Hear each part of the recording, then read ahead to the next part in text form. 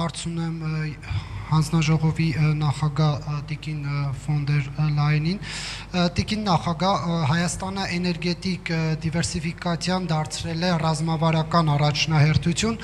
սակայն շարունակում է մեծապես կախված մնալ ռուսական գազից եւ էներգետիկ ենթակառուցվածքներից։ Նախընտրական շրջանում մենք Մոսկվայից տարբեր պաշտոնյաների մակարդակով լսում էինք ակնարկներ, որ Հայաստանը Ռուսաստանից արտոնյալ գազ է ստանում եւ դա կարող է թանկանալ։ Հայաստան Եվրամիություն մերձեցման շրջանակներում, եթե Ռուսաստանը որոշի գազի մատակարարումը դադարեցնել կամ գինը օգտագործել որպես քաղաքական ճնշման գործիք, ապա ինչ կոնկրետ աջակցություն կարող է տրամադրել Եվրոպական միությունը, արդյոք Եվրամիությունը պատրաստ է Հայաստանին աջակցել այլընտրանքային մատակարարներից գազ ձեռք բերելու կամ գնի հնարավոր սուբսիդավորման ուղղությամբ, եթե կան ծրագրեր, խնդրում եմ մանրամասնել։ Իսկապես,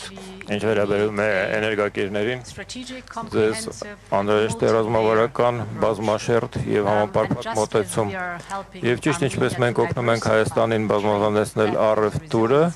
որ ավելացնում է դիմակայությունը եւ ուժեղացնում է Հայաստանին, մենք ուզում ենք Հայաստանին օգնել նաեւ բազմազանեցնել իր էներգամատակարարումները։ Ահա թե ինչու հաջորդ շաբաթ մի խումբ փորձագետներ Եվրոպական միությունից կժամանեն Հայաստան։ Մենք հարուստ փորձ ունենք նման իրավիճակի հետ։ Մենք Ուկրաինայում, Մոլդովայում անցել ենք դրանով, մեծ փորձ ենք կուտակել։ Մենք ինքներս Եվրոպական միությունում բախվել ենք դրա տարերին այդ իրավիճակի։ Մենք հարուստ փորձ ենք կուտակել առայն թե ինչպես բազմազանեցնել էներգակիրների մատակարարումը, որոշ երկրներ։ Միաժամանակ մենք ներդրում ենք անում ռեգիոնալ էներգետիկ անվտանգության մեջ նոր էլեկտրական հոսանքի փոխկապակցության նոր երթուղիներ բացելով եւ ավելի կուռ ռեգիոնալ էներգետիկ ցանցերը 25 միլիոն եվրո ներառում Կովկասյան փոխանցման եւ մենք նաեւ Հայաստանին սատարում ենք նշանակալի ներքին